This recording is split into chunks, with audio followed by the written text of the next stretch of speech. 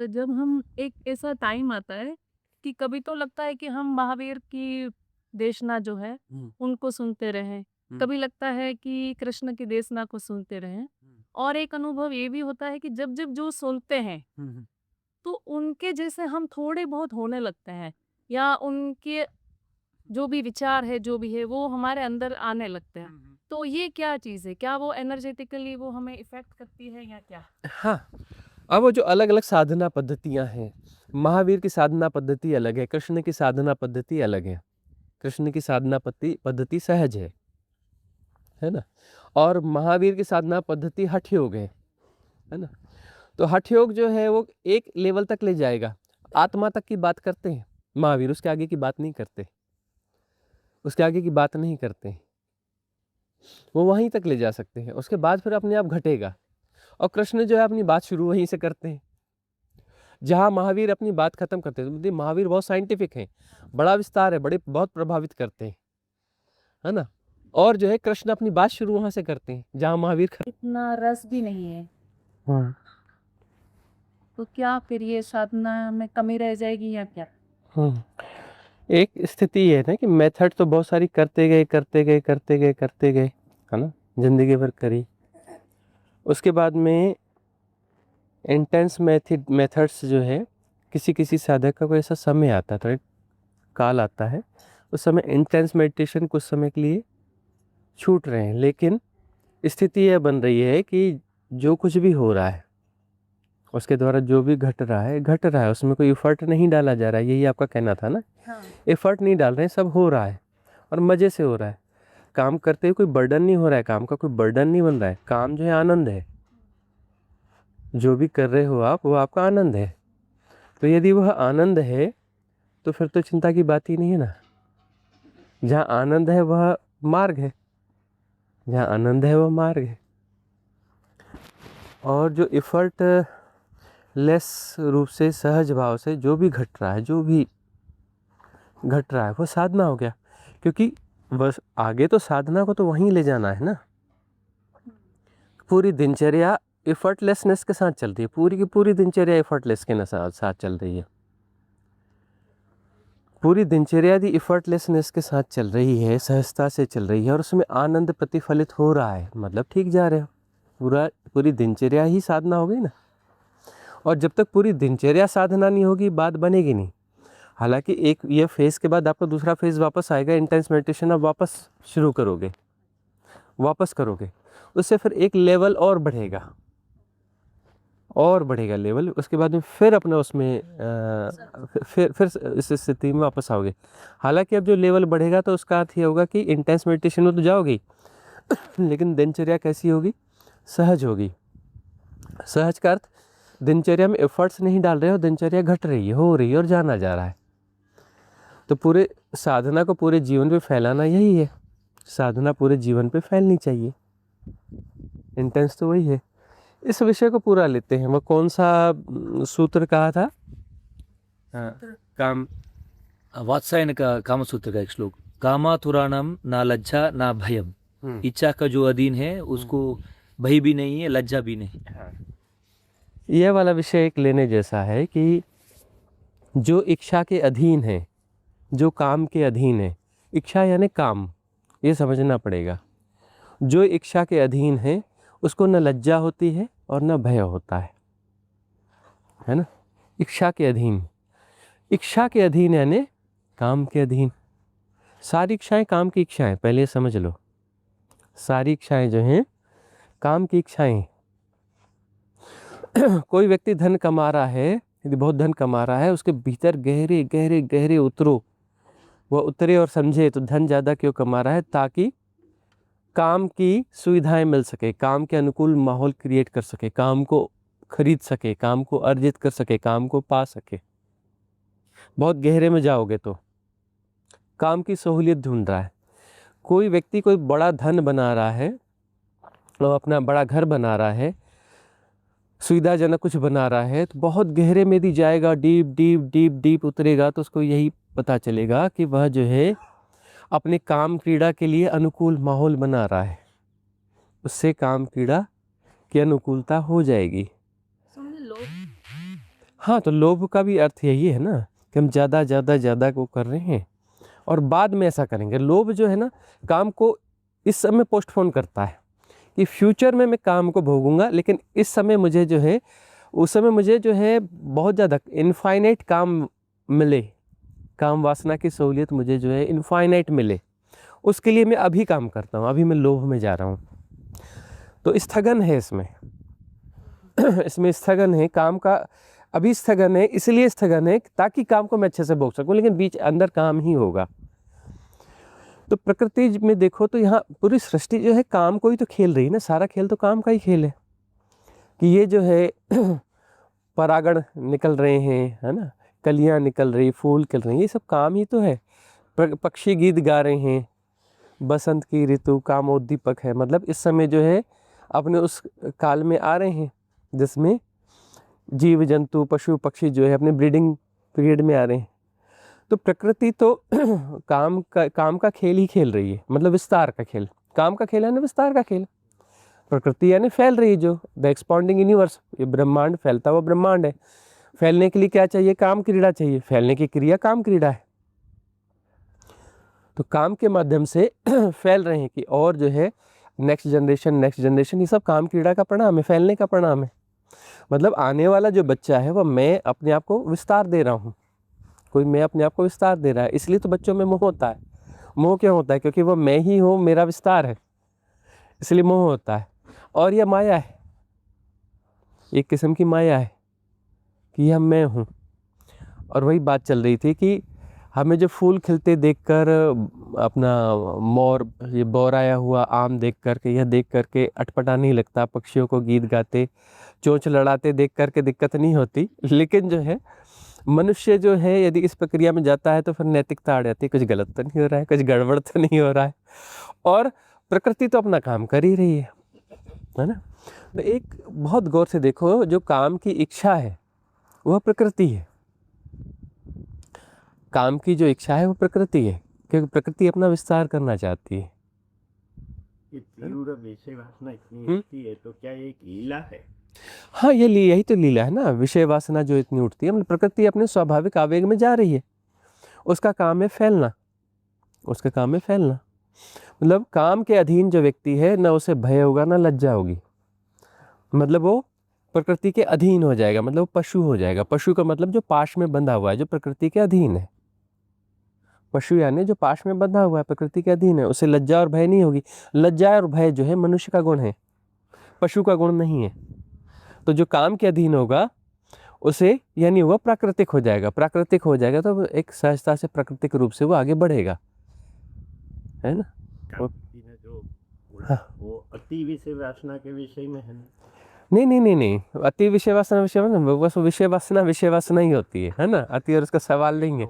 हाँ, लेकिन जो देखिए अनुपातिक रूप से तो वैसे ही होगा ना। यदि काम वासना उद्दाम होगी तो वहाँ पर लज्जा और भय बिल्कुल नहीं होगा।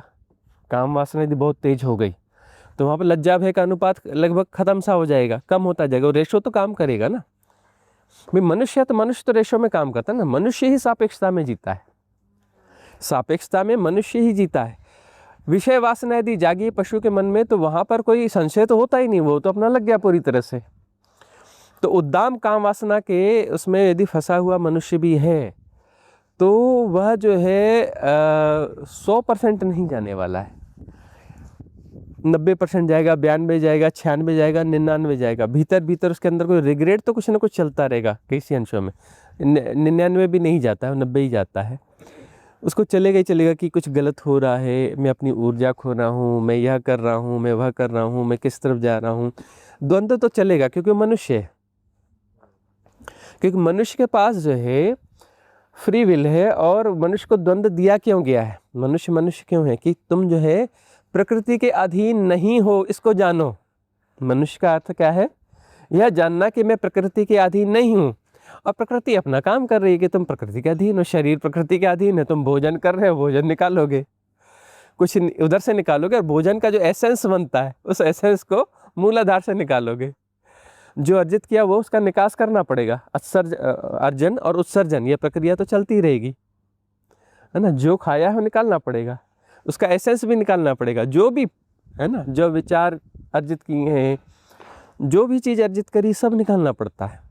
जो वेद शास्त्र पढ़े या पढ़े वह भी निकालना पड़ेगा। जब तक निकास नहीं करोगे फंसे रहोगे, वह भीतर गार्बेज बन जाता है, अंततः तो सब गार्बेज बन जाता है। ठीक है ना। इसलिए अब देखते नहीं हम तोड़ फोड़ किस हिसाब की करते हैं, कि तोड़ फोड़ इस हिसाब की करते हैं कि अंततः जो हम जो कह रहे हैं इसके भी तुम रट्टे न बनाने लगो।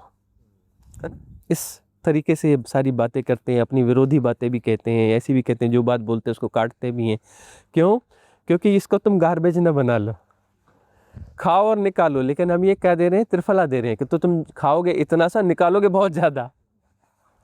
हम तुम्हें त्रिफला देते हैं कि खाओ लेकिन निकालोगे, त्रिफला अकेला नहीं निकलता है ना। तुम खाओगे 10 ग्राम, निकालोगे किलो भर, है ना, 100 गुना निकालोगे। इसलिए हमारे सारे डोज त्रिफला के डोज हैं, है ना। हम दूसरा कुछ नहीं खिला रहे, हम त्रिफला खिला रहे कि पुराना सारा गार्बेज निकालो। जो वेद शास्त्र ये वो इधर दुनिया भर का ज्ञान अर्जित किया है वो सब पूरा पूरा साफ कर दो। तो प्रकृति तो शरीर को चला ही रही है, प्रकृति के अधीन हो। शरीर तो प्रकृति के अधीन ही रहेगा, शरीर तो उस दिशा में जाएगा ही जाएगा, है ना। और मन जो है, होता जाएगा, हाँ मतलब अधीनता, हाँ, जैसे साधना बढ़ती जाएगी अधीन तो रहेगा, शरीर तो टूल हुआ एक, तो साधना बढ़ेगी का मतलब क्या है?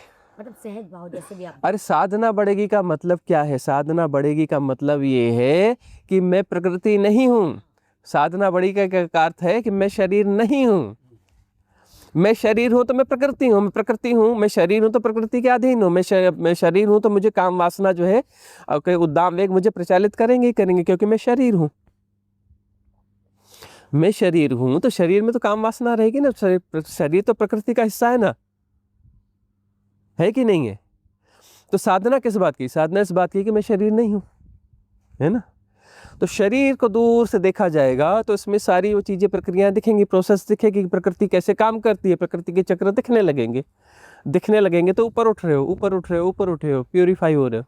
वो पुष्ट हो जाएगा। हाँ, और एक स्थिति के बाद में ऐसा आएगा कि वह जो मन है जो इन चीज़ों को समझ रहा है, वो प्रोसेस तो समझ ली उसने। अब जो प्रोसेस तो उसने समझ ली कि ये प्रकृति के अधीन है, अधीन है, अधीन है, लेकिन बाद में समझ में आएगा कि मन का जो प्रचालन है, जो मनुष्य पैदा हुआ है, मन है जो इन व्यवस्थाओं को समझ पा रहा है, जो टूल है जो इससे उबारने में मदद कर रहा है, यह भी प्रकृति के अधीन है। मन भी टूल है, मन ही फंसा रहा है, मन ही उबारेगा। और अंत में समझ में आएगा कि टूल ने तो काम कर दिया, लेकिन ये टूल भी प्रकृति ही है। यह जो टूल है मन का, यह भी प्रकृति है। तब फिर अपना जाओगे कि मैं मन भी नहीं हूँ, मैं शरीर भी नहीं हूँ, मैं मन भी नहीं हूँ, मैं मन भी नहीं हूँ। हाँ, अब अभी दिख रहा है ना, मन जहाँ जहाँ जाता है तो दिखता है कि ये भी मन हो रहा है, वो भी मन, हाँ इसका भी मन हो रहा है, ये भी करने को मन कर रहा है। हाँ ये अभी तो हो रहा है। हाँ हाँ हाँ। तो बस वो जो गहरी समझ आएगी, पहली समझ तो यही है कि शरीर प्रकृति के अधीन है, और साधना में जाना जाएगा कि मैं शरीर नहीं हूँ, मतलब मैं प्रकृति नहीं हूँ, है ना। और फिर जो है मन साइकोसोमेटिक है, शरीर और मन, तो वह जो है प्रकृति के अधीन यदि शरीर है, प्रकृति में काम वासना यह सब चल रहा है, क्योंकि प्रकृति काम वासना के खेल के अतिरिक्त कुछ है ही नहीं, है ना। तो फिर जो है मन जो है उसको सपोर्ट कर रहा है, क्योंकि साइकोसोमेटिक है, मन का एक पार्टी तो सपोर्ट कर रहा है ना, है ना। उसमें जो कुछ फलित हो रहा है, कुछ आनंद फलित हो रहा है या सुख कह लो, जो भी उसमें फलित हो रहा है उसको जान रहा है, तो मन जान रहा है ना, इंद्रियों के माध्यम से मन जान रहा है। अब जो है मन ही जान रहा है और मन ही टूल बनेगा, और मन के माध्यम से मैं शरीर नहीं हूँ जान लिया जाएगा, लेकिन ये अधूरा जानना होगा। अब पूरा जानना है कि ये जो टूल है जिसने मदद करी, मन को धन्यवाद है, लेकिन यह मन मैं नहीं हूँ, क्योंकि यह भी प्रकृति के अधीन है। यह टूल अभी जो है उससे उबरने में मदद कर रहा है कि मैं शरीर नहीं हूँ, यह जानने में मदद कर रहा है कि मैं प्रकृति के अधीन नहीं हूँ। प्रकृति के अधीन जो है वह मैं नहीं हूँ, शरीर तो प्रकृति के अधीन ही रहेगा।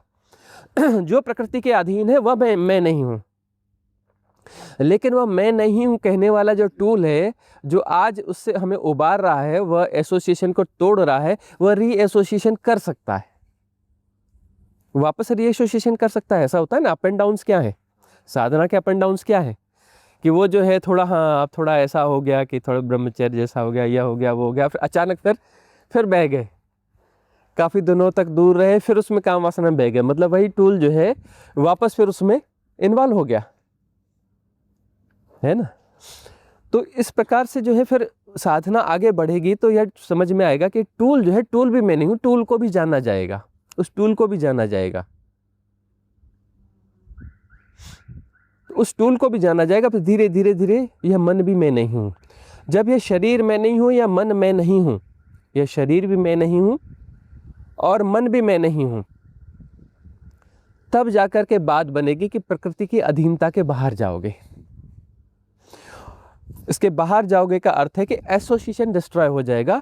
जो प्रकृति है उसको प्रकृति की तरह स्वीकार करोगे। शरीर प्रकृति है, प्रकृति का हिस्सा है, प्रकृति के सारे नियम इसमें चलेंगे, है ना।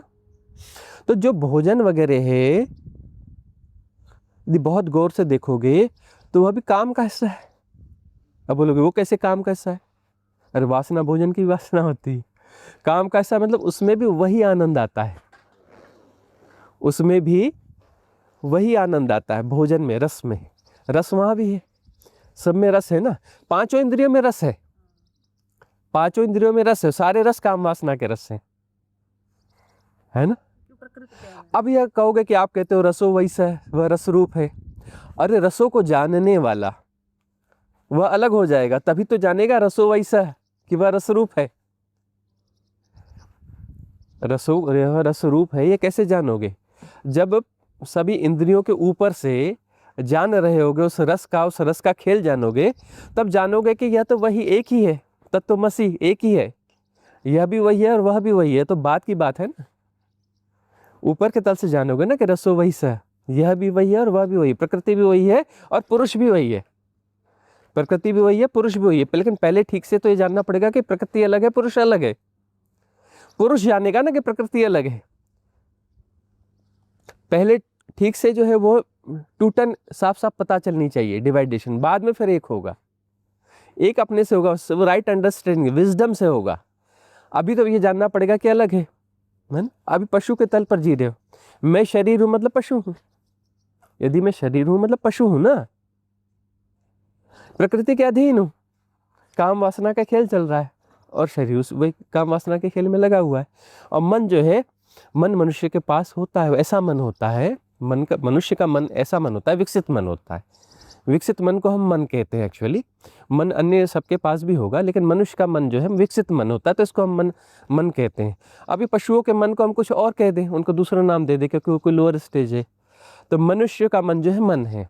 तो मन का मतलब ये है कि तुम कितने भी प्रकृति के अधीन हो जाओ, 100% तुम प्रकृति के अधीन नहीं हो सकते, 100% तुम प्रकृति के अधीन नहीं हो सकते। बीच में द्वंद्व चलता रहेगा कि मैं प्रकृति नहीं हूँ, प्रकृति को जानने वाला हूँ, और इस द्वंद्व के कारण यह सारा सृष्टि और खेल चल रहा है। और यही लेसन और लर्निंग है कि मैं जो है प्रकृति नहीं हूँ।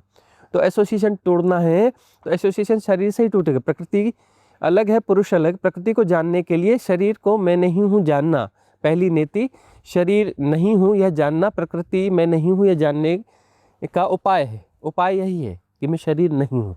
यदि मैं शरीर नहीं हूँ तो मतलब मैं प्रकृति नहीं हूँ।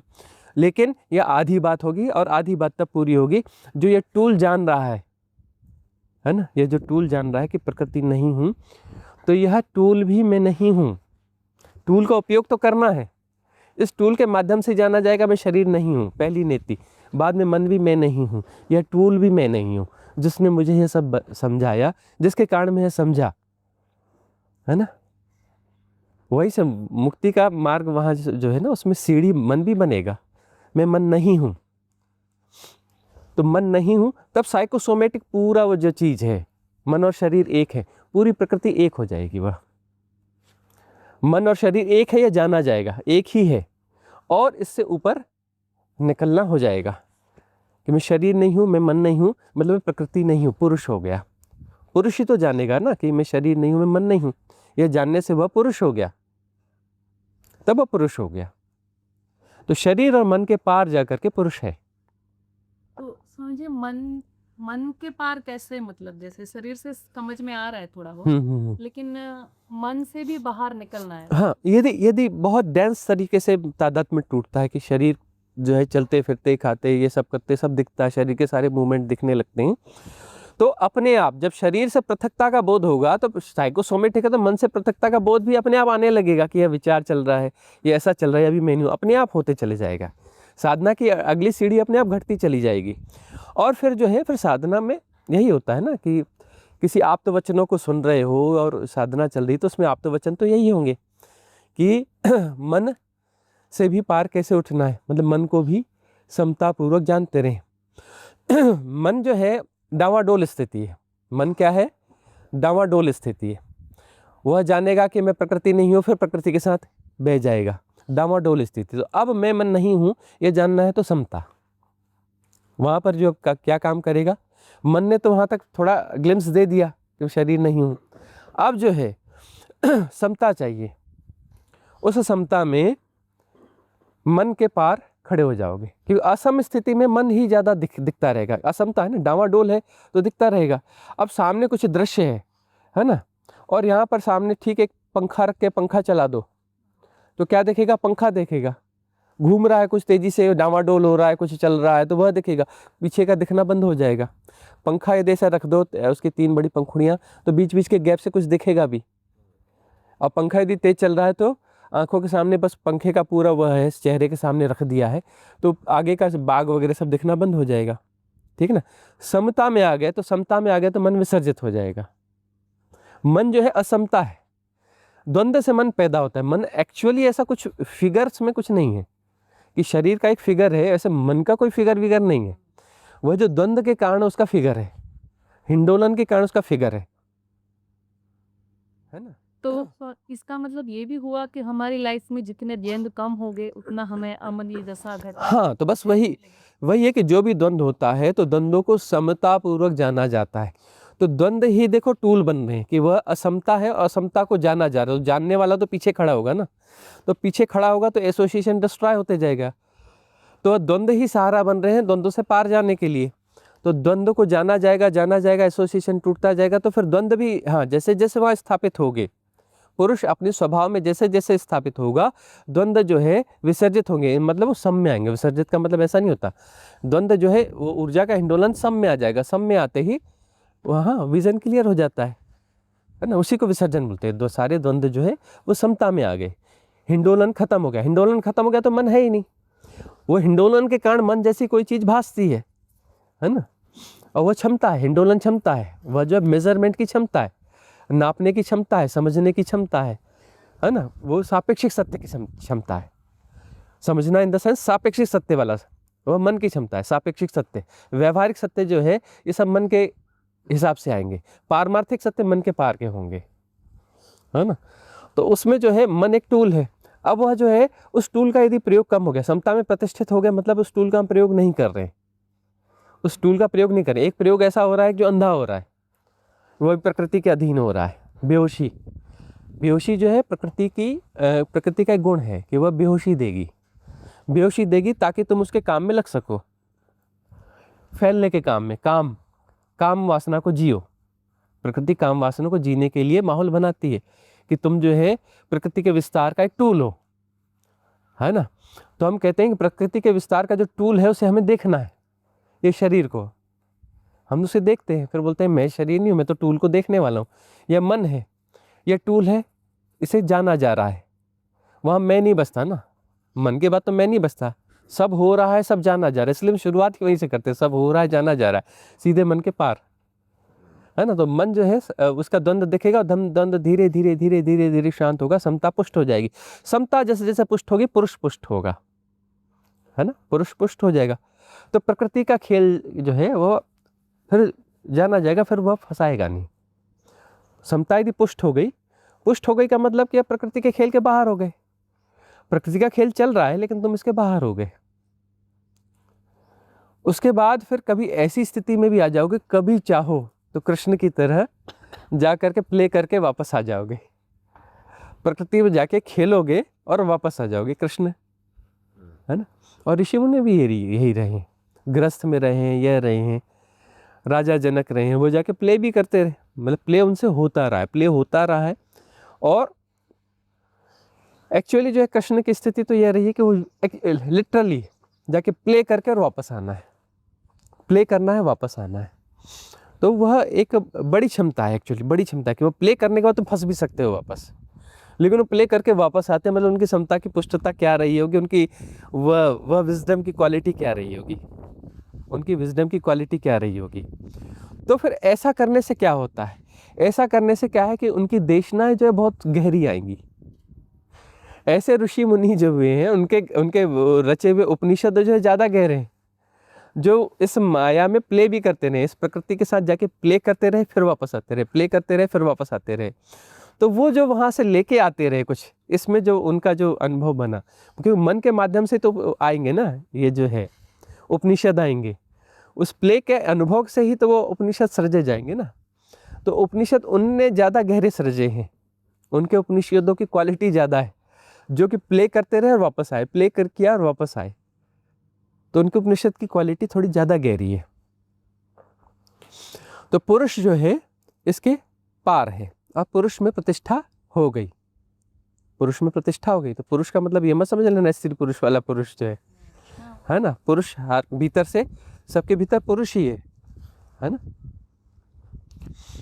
तो पुरुष आ गया, अब उस पुरुष को भी विसर्जित हो जाना चाहिए, पुरुष को भी विसर्जित हो जाना चाहिए, कि पुरुष जो है यह सब अपना किसी केंद्र से जान रहा है, मतलब जो जैसा उसको जान रहा है, लेकिन किसी केंद्र से जान रहा है, किसी केंद्र से जान रहा है, मतलब किसी सीमाओं को जान रहा है, वह किन्हीं क्षमताओं के माध्यम से जान रहा है, अनंत नहीं है वह पुरुष जो है, पूरी अनंतता से नहीं जान रहा है, वहां पर ससीमता है, इसको समझना पड़ेगा।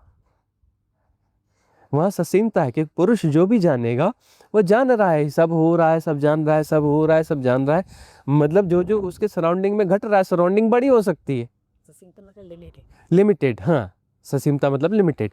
तो उसको अपनी सराउंडिंग में जो जो है उसको जैसा का तैसा जान रहा है, मतलब वहाँ पर वो केंद्र कहीं ना कहीं है।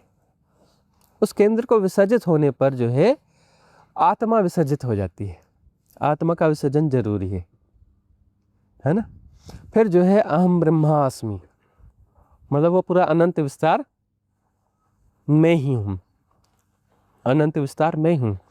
फिर जो है समूची प्रकृति अपने विराट स्वरूप में प्रकट हो जाएगी, प्रकृति का विराट स्वरूप प्रकट हो जाएगा, और वो मैं ही हूँ, पूरा स्वरूप विराट स्वरूप मैं ही हूँ।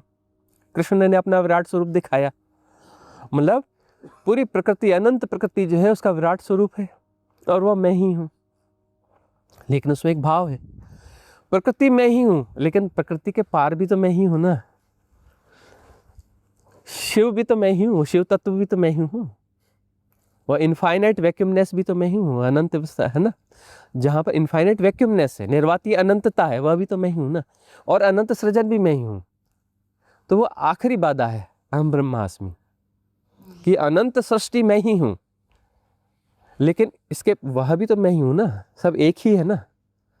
ये मेरे होने का ढंग है ना, अनंत प्रकृति, वह मेरे होने का ढंग मतलब किसके होने का ढंग, वह और वह जब एक मर्ज हो जाता है कि सब it's okay, everything is perfect, वहाँ जाकर हो जाता है कि सब ऐसा है कि वह निर्वातीय अनंतता भी, और उस निर्वातीय अनंतता का अनंत खेल भी, वह सब एक ही हो जाता है। वहाँ अहम जैसा नहीं, मैं ब्रह्म हूँ जैसा भाव भी नहीं बचेगा, मैं ब्रह्म हूँ जैसा भाव भी नहीं, वो विसर्जित होना चाहिए। वहीं वो परमात्मा जी अवधारणा कहते हैं ना, परमात्मा वहाँ विसर्जित होना चाहिए, अहम ब्रह्मास्मि वहाँ विसर्जित होना चाहिए। तो सब है, इट्स ओके, सब ठीक है। अच्छा, एक चीज़ और ये भी पूछनी थी कि जब हम एक ऐसा टाइम आता है कि कभी तो लगता है कि हम महावीर की देशना जो है उनको सुनते रहें, कभी लगता है कि कृष्ण की देशना को सुनते रहें, और एक अनुभव ये भी होता है कि जब जब जो सुनते हैं तो उनके जैसे हम थोड़े बहुत होने लगते हैं, या उनके जो भी विचार है, जो भी है, वो हमारे अंदर आने लगते हैं। तो ये क्या चीज़ है, क्या वो एनर्जेटिकली वो हमें इफेक्ट करती है या क्या? हाँ, अब वो जो अलग अलग साधना पद्धतियाँ हैं, महावीर की साधना पद्धति अलग है, कृष्ण की साधना पद्धति अलग है। कृष्ण की साधना पद्धति सहज है ना, और महावीर की साधना पद्धति हठ योग है ना। तो हठ योग जो है वो एक लेवल तक ले जाएगा, आत्मा तक की बात करते हैं महावीर, उसके आगे की बात नहीं करते, उसके आगे की बात नहीं करते, वो वहीं तक ले जा सकते हैं, उसके बाद फिर अपने आप घटेगा। और कृष्ण जो है अपनी बात शुरू वहीं से करते हैं जहाँ महावीर अपनी बात खत्म करते हैं। महावीर बहुत साइंटिफिक हैं, बड़ा विस्तार है, बड़े बहुत प्रभावित करते हैं, है ना। और जो है कृष्ण अपनी बात शुरू वहाँ से करते हैं जहाँ महावीर खत्म करते हैं। तो वो जो है अब यहाँ की बात करते हैं तो वह भी समझ में आता है कि ये चीज़, बेसिक चीज़ें तो समझ में आनी चाहिए ना, और ये अपना साधना इस लेवल पे होनी चाहिए, है ना। तो जो है अब हम जो है मिश्रण की बात कर रहे हैं, सारी बातें करी कि ये क्या है प्रकृति, क्या प्रकृति को कैसा ठीक से समझो, उसके स्वरूप को समझो। ये वाली साधना भी होनी चाहिए, ये इंटेंस मेडिटेशन भी होना चाहिए और सहज भी होना चाहिए। इसलिए तुम कह रहे हैं इंटेंस मेडिटेशन जो है वह होना चाहिए, ठीक है ना। थोड़ा हठ योग भी होना चाहिए लेकिन एक लिमिट में, और पूरे जीवन पे उसको फैलना भी चाहिए, मतलब सहज साधना भी होनी चाहिए। क्योंकि इंटेंस में जो बैरियर्स टूटने हैं वो कुछ इंटेंस से टूटेंगे तो इनको इंटेंस से तोड़ो ना, और सहज साधना होनी चाहिए तो अंततः तो सहज साधना चाहिए ही ना।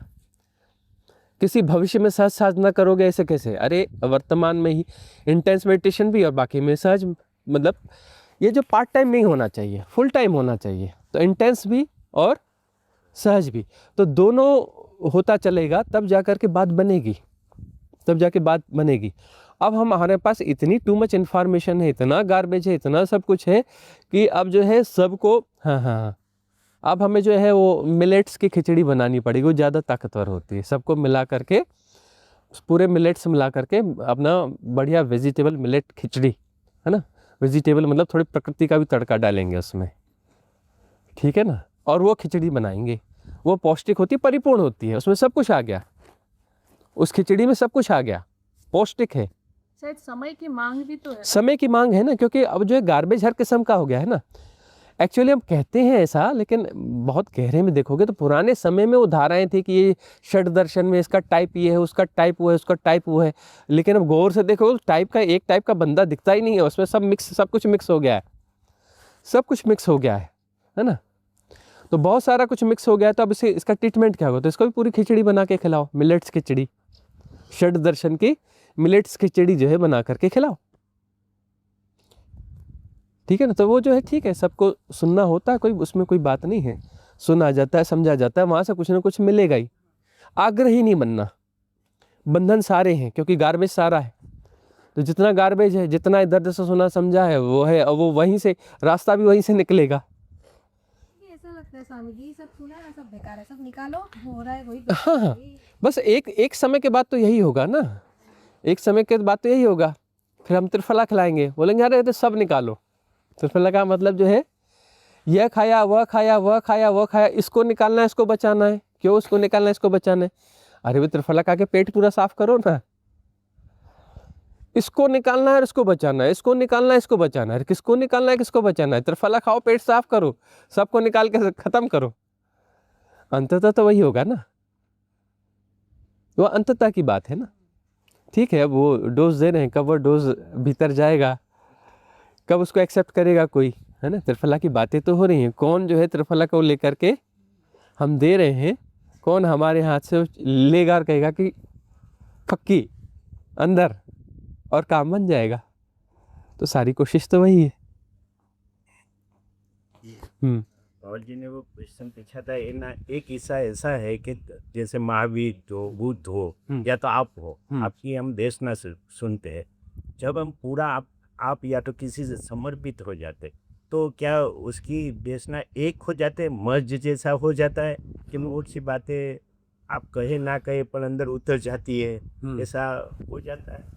देखो, सदगुरु का मतलब क्या होता है, वहाँ सरेंडर करते हो तो क्या होता है कि वह जो है वो देखेगा कि तुम्हारी कहाँ कहाँ बैरियर्स हैं, कहाँ कहाँ तुम्हारी धारणाएं फंसी हुई हैं, कैसी कैसी धारणाएं, किस किस मार्ग की हैं, पिछले जन्मों में कहाँ कहाँ भटके हो, है ना। अब जो है वो जो धारणा है उसके बारे में उसको जो है वो कहीं कहीं वो छोटी छोटी कलियाँ बन के फंसी हुई हैं, तो उनको फ्लावरिंग तो देनी पड़ेगी ना। उसको बात करके जो है उसको फ्लावरिंग देनी पड़ेगी, और उसके बाद में कहना पड़ेगा पार हो जाओ, इससे निकल जाओ, इससे भी निकलो, इससे भी निकलो, इससे भी निकलो। तो ऐसा होता है कि वह जितनी भी देशनाएं रही होंगी, जितना भी तुमने गार्बेज इकट्ठा किया या जो कुछ भी है, देखो वो गार्बेज भी है और वह खाद भी है, वही खाद है वही गार्बेज है। वो गार्बेज गार्बेज गार्बेज बोलते हैं, लेकिन देखो तो वही खाद भी है, बहुत सारा उसमें खाद भी है ना। थोड़ा तो काम करता है सब। हाँ मतलब नहीं इन द सेंस अब वो जो है खाद था वो अब वो गार्बेज बन गया है ना। स्वरूप एक ही है। हाँ हाँ हाँ। तो अब जो है लेकिन अब उसकी जरूरत निकास की है, अब उसकी जरूरत निकास की है। तो उसकी निकास की जरूरत है, तो उसको जो है कहाँ कहाँ क्या क्या फंसा हुआ है, कौन सी आंत में क्या फंसा है, कौन सी आंत में क्या फंसा है, सफाई तो सारी होनी है ना। इसलिए जो है ऐसा कहीं गूढ़ जब चर्चाएं होती तो कहा जाता है कि वो कौन है, गुरु कौन है, बोले जमादार है, सफाई करने वाला है ना, कि कहाँ कहाँ क्या क्या कूड़ा फंसा है उसको साफ करने वाला है, वो जमादार है। ये मतलब गूढ़ गूढ़ तरीके से जब बातें कही जाती है तो इससे गुरु वो भी होते हैं, मैं अंतर जगत का ये हाँ बोलते हैं। हाँ, तो वो जमादार है, वो जो क्लींजिंग करने वाला है। तो ये गूढ़ बातें हैं, वो आदिकालीन से ये चली आ रही हैं। तो ये पहचानना कि कहाँ क्या कैसी कैसी फसावट है। तो अभी जो है मिक्स ही काम करेगा। एक वे में जाना है, कोई बोलेगा मैं सिर्फ हठ योग से ही वो करूँगा या इसी से ही करूँगा या उससे करूँगा, बात बनती नहीं दिखती है। जाके देख लो ना सब जगह जा कर के, कहाँ बात बन रही है, बात नहीं बन रही है। हाँ वहाँ ब्रह्म ही बन रहा है।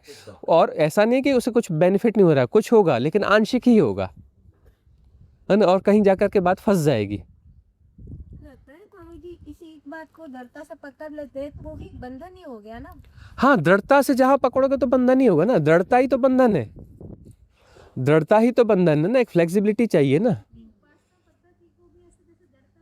हाँ, बहुत सारे लोग हैं जो विपश्यना पद्धति को इतनी दृढ़ता से पकड़ चुके हैं और 30 साल 40 साल से साधनाएं कर रहे हैं, और अब उनको जाकर के देखो एक स्टेज तक ग्रोथ हुई है और वहाँ गाड़ी अटक गई है, अटके हुए पड़े हैं और इससे बाहर जो सुनना ही नहीं चाहते, समझना ही नहीं चाहते, और गाड़ी अटकी हुई है ये भी उनको स्वीकार नहीं है ना। उनको लगता है गाड़ी यहीं से मुक्त हो जाएगी, और मुक्त होती नहीं है। एक साल हुआ फिर से मैं पहली बार लगा तब यार सब मैं अपनी बात यहाँ ही अच्छा लगता है, मतलब जो अपने सामने आते हैं अच्छा लगता है वो करते जाओ, कोई कुछ पकड़ा नहीं। हाँ, पकड़ना तो कुछ है ही नहीं ना, पकड़ने जैसा कुछ है ही नहीं। दृढ़ता जहाँ भी बनाओगे वहाँ समस्या आएगी। तो हमारी देशना में तो पहली बात है फ्लेक्सिबिलिटी, है ना। यहाँ के रिट्रीट में आपको कोई दृढ़ता देखते हैं? फ्लेक्सिबिलिटी है ना। ये पकड़ा है ना, इसलिए हाँ वो भारी लग रहा है। हाँ छोड़ देते हैं तो कुछ नहीं। हाँ, फ्लेक्सिबिलिटी। यहाँ पर कभी कोई पकड़ना तो कुछ सिखाया ही नहीं जाने वाला है, पकड़ने का कोई सवाल ही नहीं है। कहीं पर किसी आग्रह के साथ दृढ़ होना है जैसी कोई बात ही नहीं है। फ्लेक्सिबिलिटी के साथ ही रहोगे, है ना। और ये है ऐसा नहीं, यहाँ पर भी तो विपश्यना के ध्यान बीच में करवाना शुरू कर चुके हैं ना, विपश्यना यहाँ भी करवा रहे। बाकी चीज़ें ठीक है, सबको देखो समझो, उसके माध्यम से कुछ ग्रोथ मिलती है, मिलेगी, कुछ ना कुछ तो मिलेगा ही ना। वो पद्धति बनी है तो कुछ देने के लिए बनी है ना, कुछ ना कुछ तो खुलेगा, कुछ ना कुछ तो होगा। तो सारी चीज़ों की बातें होंगी और सारे बंधनों को तोड़ा जाएगा। मतलब ये विधियों के माध्यम से राजी किया जा रहा है टूटने के लिए। सारी देशनाओं पर चर्चा करके राजी किया जा रहा है टूटने के। सवाल टूटने का है, तुम टूटते कैसे हो, किसी भी तरीके है ना। हम जो है तोड़ने के लिए राजी कर रहे हैं, सारी विधियों की बात करेंगे, सारी देशनाओं की बात करेंगे, सबकी बात करेंगे, राजी करेंगे कि तुम टूटोगे कैसे, ये बताओ। तुम्हारे टूटने के लिए क्या चाहिए, तुम्हें टूटने का क्या लोगे तुम? उद्देश्य मजाक नहीं चलते, जो चुप रहने का क्या लोगे, ऐसे मजाक नहीं चलते। वैसे तुम टूटने का क्या लोगे? लेकिन तुम टूट जाओ, टूट जाओ, टूटने के लिए राजी हो जाओ। तो ये फ्लेक्सिबिलिटी है, इस फ्लेक्सिबिलिटी में तुम्हें रिझाया जा रहा है कि तुम टूटने के लिए राजी हो जाओ। तुम इधर की बात करोगे, हम उधर की बात करेंगे, तुम इधर की बात करोगे, उधर की बात, तुम किधर जिधर की भी बात करोगे सबकी बात करेंगे, है ना। और अंततः तुम्हें राजी कर लेंगे कि अब तो टूट जाओ, ठीक है ना।